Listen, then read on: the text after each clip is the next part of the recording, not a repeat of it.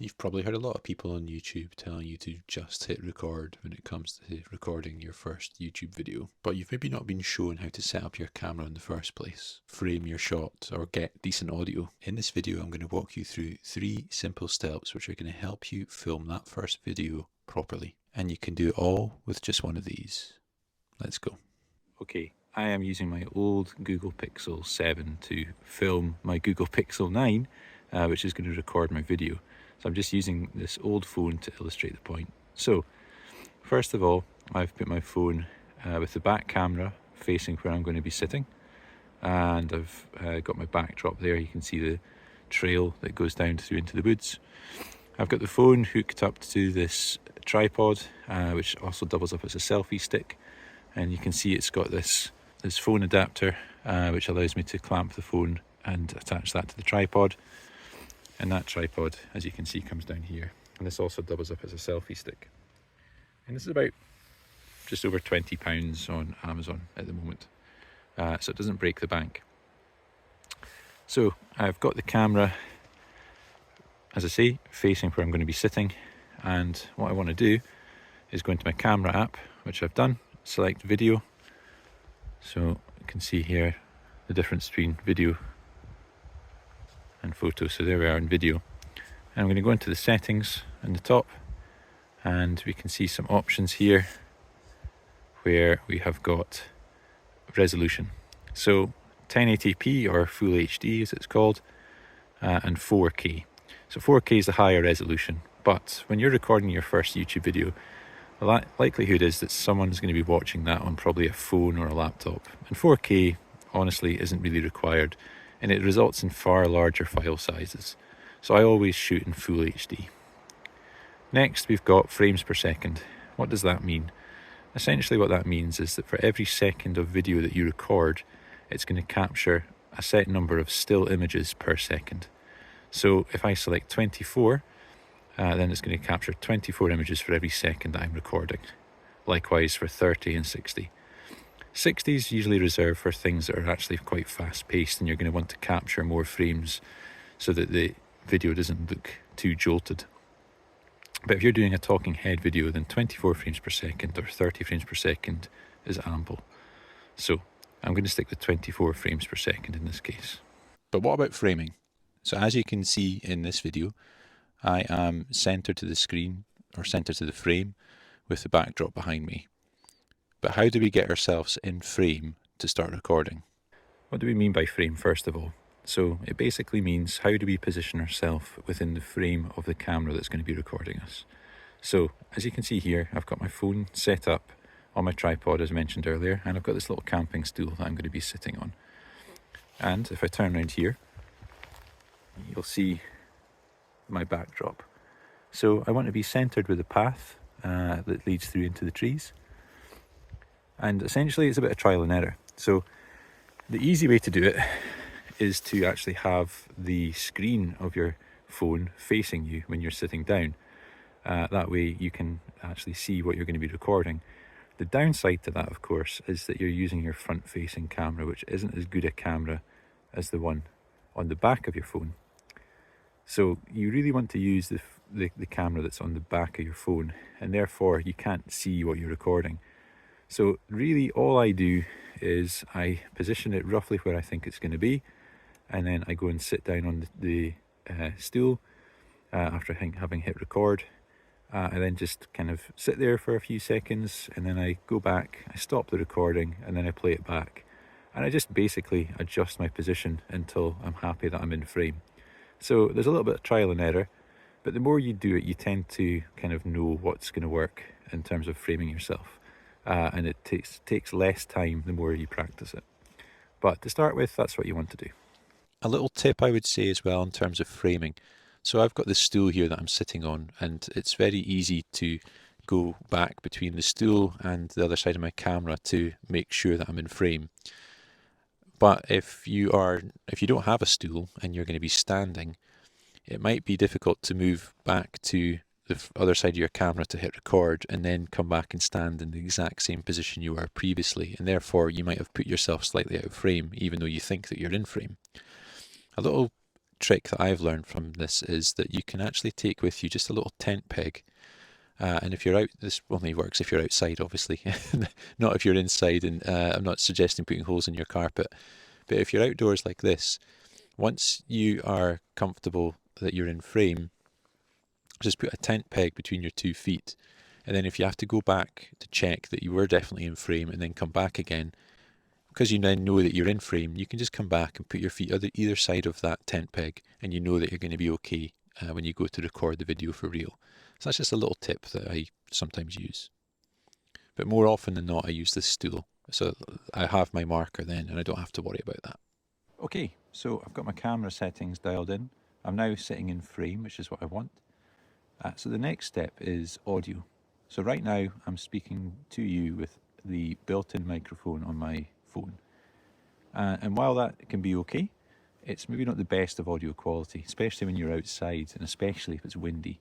Now I'm quite fortunate. The wind's kind of blocked by the trees and it's relatively quiet. And equally, if you're filming indoors, the built-in microphone might be okay. But if you want to crank things up a notch and you've got somewhat of a budget, you might want to consider getting an external microphone. Now these can range in price. You can get external microphones called lav mics, which are actually wired and plug into your phone. The limitation of that is that you can only go as far away from your phone as what the cable that extends from the phone to the transmitter will allow. Or you can buy one of these, and there's various different types of these. This is a Rode Wireless Me, and we've got basically here a wireless setup. It's not completely wireless, but you have a receiver which you basically plug into the phone with a USB-C cable, and then it has a wireless transmitter which I can either lapel to my jacket, or sometimes I just tend to hold it like this. The benefit of this is that you don't have to be in close proximity to the camera. I could be standing further back there, and as long as I've got the microphone here, then it will still be picking it up. So at the moment I'm talking into this isn't what I'm using, this is the phone's microphone. So what I want to illustrate now is I'm going to plug this in, so you see a slight pause in the video. I'm going to plug this in so you can start to hear the difference in audio quality between the built-in microphone and the microphone that I have here. I just wanted to show you how easy these are to actually connect. So you've got your receiver here, and then you've got the transmitter with the dead cat on top. So obviously I'm speaking to you through the mic that's built into my phone at the moment. But once you have these initially configured, all you have to do is there's 2 buttons, one on each of the receiver and the transmitter. You simply press and hold them for a couple of seconds, and then you'll see on the receiver there's a green and yellow light. Once they go solid, and then, I'm not sure if you'll see this for the dead cat, but you see there's 2 green lights on that as well. So once those lights are all solid, then you've got a connection. Then all you have to do is plug the other end of this USB-C cable from your receiver into your phone, and then go and select that as the external mic within your camera settings when you go to record. And that's pretty typical of any external mic that's got a wireless connection like this. So as I said, these are I think about £90 on Amazon. There's an affiliate link in this video if you'd like to use that. No obligation, of course. As I say, there's other cheaper options out there that work pretty well. I think I just went for this because it's a fairly reputable brand in terms of microphones, and that's why I chose it. Okay, so now I'm talking to you through this Rode Wireless Me. So hopefully you'll see a difference in the audio quality. And as I say, this isn't imperative. If you're just starting out and you don't have a budget for a microphone, that's fine. But hopefully you'll understand through watching this and listening to the difference in quality between this and the internal microphone is that there is actually some benefit to be had, and your viewer does put a lot of emphasis on the audio quality in a video. But you don't have to buy this one. This one cost me, I think, £90, and I bought it because it's a trusted brand. So Rode and Shure, these types of brands tend to be quite well trusted. DJI also do a wireless external microphone as well. However, you can buy other ones that are the same principle for a fraction of that price. I've seen them as cheap as £30, £40. So if you have any kind of budget, my advice would be to use that to spend on a microphone. And if you can, a wireless one, because it just gives you that extra flexibility. You'll also want what's called a dead cat. I don't think that's the official term for it, but this little fluffy guy here, that is basically helping to absorb any of the noise that's coming from wind and just stop that from getting into the microphone. So most external mics that you buy will come with one of these things attached, or you can actually take this off, which I'm not going to do now. It's worth getting one that has that, because again, if you're going to be speaking outdoors especially, it just helps to drown out any of that kind of external background noise that you don't want to be coming into your video. Okay, so we've got our video quality, aka our resolution, dialed in. We've got ourselves in frame, and we've now got a choice between this external microphone that I'm using now or using the built-in microphone. So we're in frame, we can be heard, hopefully. Now the only thing that's left to do is actually start talking.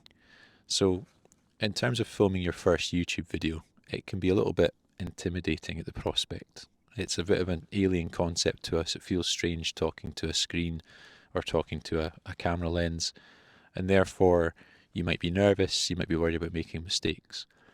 The best advice I could give you is to not care about the mistakes. Just accept that you're not going to be perfectly polished in your first video. I've been doing videos for a while now, and I'm not perfectly polished either. I've made kind of peace with that. People will say that you need to edit out all the mistakes. Well, there's something to be said for that, for sure. But when you're just getting started, if you feel that you are under pressure to have to edit out the mistakes, then you're going to become more nervous and start to introduce more mistakes while you're talking. So my advice would be to take that pressure off yourself. Focus on the first 10 seconds of your video, aka your kind of hook. That's where you're actually going to confirm to the viewer who's clicked on your video that they've come to the right place, that what you promised them in the title and the thumbnail is what you're actually going to deliver. So those first 10 seconds are really quite important. So what I would suggest is hit record once you've got all your settings dialed in and you're in frame. Read out those first 10 seconds worth of information, that hook that you're going to give to the viewer. And if you make a mistake with that, maybe stop recording, start again, and keep going until you actually nail in that hook. And then from that point on, just continue to speak in the video and don't worry about any mistakes made from that point onwards. Because what will happen then is you don't actually have to edit that video to publish it.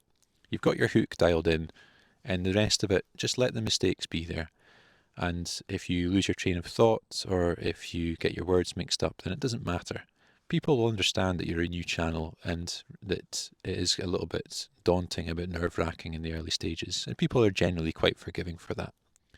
And the good thing is, if you take that pressure off yourself, that you think, I don't have to go and edit out all these mistakes, then that helps you to relax, and ironically, you'll probably make fewer mistakes that way. If you go into this thinking that your first video has to be completely polished and you're going to have to somehow go in and edit out all these mistakes, and maybe you don't know how to do that yet, or you're not particularly good with video editing software yet, then you're going to clam up and be tense because you're too scared to make a mistake. So just take that pressure off yourself, and editing out mistakes in videos is something that you can learn over time. And the more practice you put in, the less mistakes you're going to make, because you're going to become far more natural in front of the camera and feel far more relaxed. Okay, hopefully you found that useful in terms of getting your camera set up so that you're ready to actually record that first video. This is going to be the first part of a series of videos where I'm going to be looking in the next video at how we can do some basic, easy editing to maybe start to cut out some parts of our video before we publish it. So stay tuned for that in the next one. If you found this useful, I'd really appreciate if you could drop me a comment. If you've got any questions on the process that I've just gone through, I'm quite happy to answer those as well. All that leaves is for me to wish you a good day, and I'll see you in the next one. Bye for now.